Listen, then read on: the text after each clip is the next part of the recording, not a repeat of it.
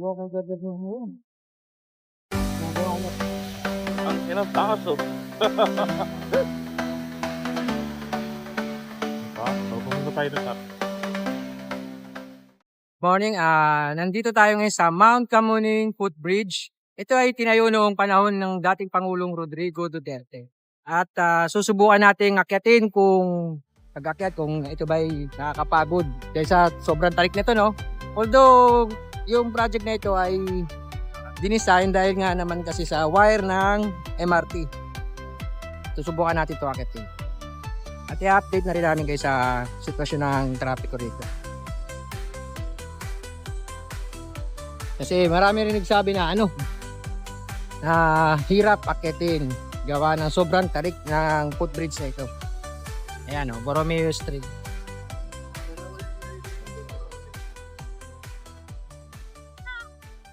Kaya tayo. Ito yung tinatawag na Mount Camuning Footbridge. Ayan, may mga kabataan dito na kanina pa yan nagpapabalik-balik.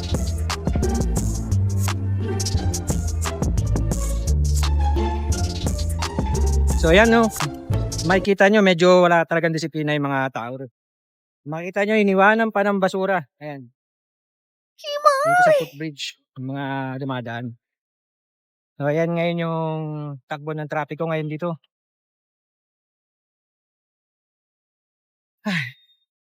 Ito pa lang sa pangalawang pa lang ako pag-akyat ko. Kumbaga parang second floor pa lang ito. Pero parang bitin na sa paghinga. Katulad ng edad ko, nasa 40 na ako mahigit. Ito pa, paakyat na tayo. Parang pa third o fourth floor. Grabe. Kakapos ng hangin yung aking paghinga. Ito. Sa tansya ko, ang taas nito is nasa mga 4 o higit pa na palapag ng gusali. Ayan nakikita nyo. Isa pa ito na yung itong naipon na tubig, kung makikita ninyo medyo malalim nako. Masintabi po sa mga kumakain kung makikita nyo po yan. Dinudumihan ng mga taong tumatambay rito. Ayan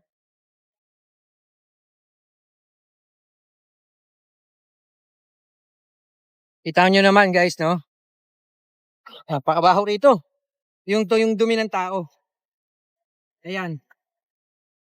Shout out naman sa mga gumagamit ng footbridge dito.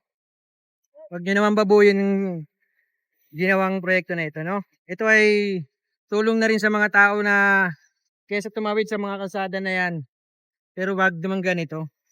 Napakababoy nyo naman. Isa pang inaano ko rito, ito yung katulad ng ganito po Malapit ito sa steps pababa, napupunduhan ng tubig. Ito ay pwedeng mag-cause ng pagkadulas, pahulog ng mga tao rito. Sana ito ay lagyan lang ng maliliit na butas para hindi nagkakaroon ng pondo ng tubig. Kasi po pwede itong mag-cause ng pagkahulog ng tao. Lalo't pagod. Siyempre pag-akit mo galing sa baba, then yung lakad mo at hingal mo, parang mahina na yung tuhod mo niyan. Pag napatapa ka pa ngayon dyan, pa-slide ka na niyan pababa. Di po ba? Lalo kung sa gabi, hindi mo yan papansin. Umuulan, nabutang ka ngayon dito at nagmamadali ka makatawid sa kabilang kalye. So ito po ang ang ganap ng trapiko rito. Sa EDSA.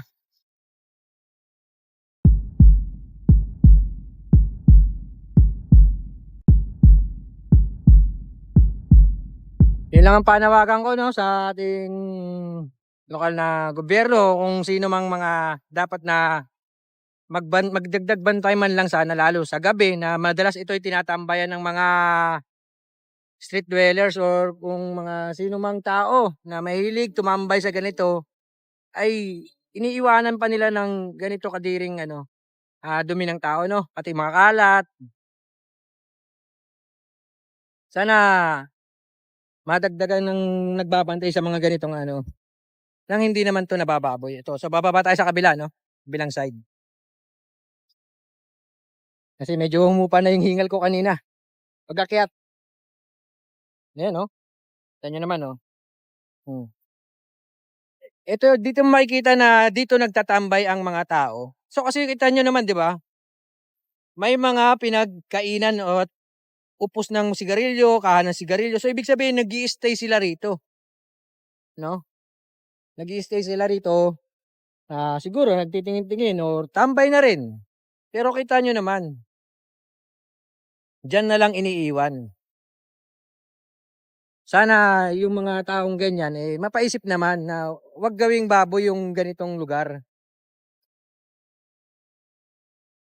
Ito, pababa na tayo, no?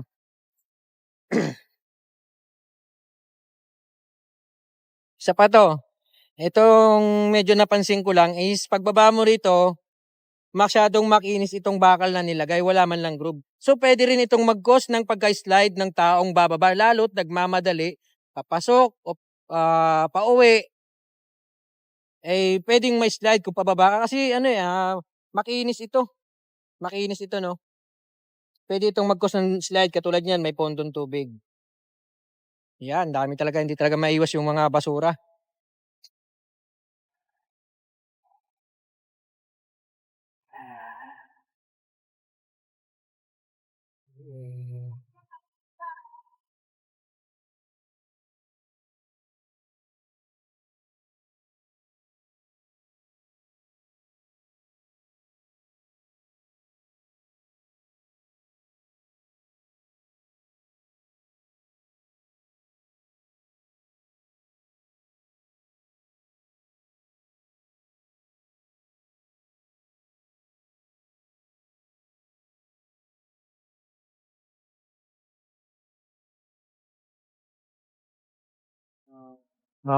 Balik na tayo rin sa kabila. Yan, oh. Kung makikita nyo, napakatarik niyan ng taas ng footbridge ng Kamuning Mount na yan. Hi, sir! Magandang umaga po. Sir, pwede matanong, kamusta naman po sa inyong pagbaba rito at pag-akyat? Pagod po ba o hindi? Nakakapagod, binaas eh. Pagod, ano? Ah, Sobrang tarik kasi. Buong kanya. Yun pang napansin ko rin na kapag may mga umaakyat, sa bandang taas talagang mauga. Nasa tumatalo yung Marte, buong kaya. Sige po, sir. Thank you po.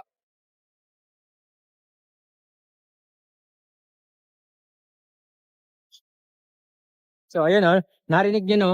Dun sa natanong nating tao ay ang experience niya sa pag-akyat at pagbaba ay pagod. Pagod daw talaga. Katulad ng sinabi ko sa inyo kanina, nakakahingal. At karagdagan niya pang opinion ay yung footbridge daw na ito ay mauga talaga sa totoo. Totoo naman talaga, mauga siya. Lalo siguro kapag marami kayo nagsasabay-sabay akyat, panaog yan. Makalog siya. Yung para bang pag first time mong umakyat sa ganito, matatakot ka. Isipin mo, baka mag-collapse.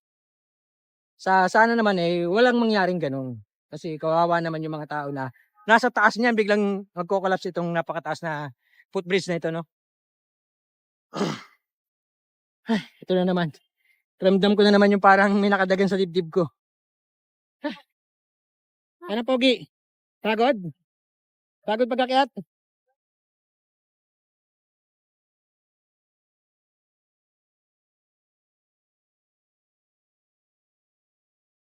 Pero sa mga batang ganyan, hindi pa yan nila iniinda yung pagod sa pag-akyat at pagbaba.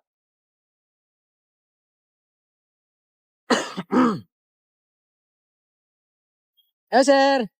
Pagod ba, sir, pag-akyat? Pagkakita ko pa ng pagod na ako. Ayan. Nasa baba pa nakita ko Kaya, ito. kaya Pagod nga, na ako. sobrang tarik. As makalog pa minsan, sabi ko nga, eto pa yung napansin ko kasi sabi ko, ba't naman ganito kababoy mga tao? Yung dumi ng tao, naiwan dyan. Ayan, kabilaan. Pagtambay mo pa lang, grabe. Walang disiplina talaga. Thank you, sir. Sige po. Hi, ma'am. So, yun guys, no? Dalawang tao na nagsabi. Pagod. Yung una pa lang, sa baba pa lang daw siya, talagang nakikita niya mapapagod siya. Mararamdaman niya na mapapagod yun. Naramdaman niya na nga. Hindi pa siya nakakit sa tuktok no sa galingan natin. Nung tinanong ko, hingal na rin daw siya. Pagod na. So, hanggang dito na lamang po tayo, no? At maraming salamat po sa inyong pagsubaybay.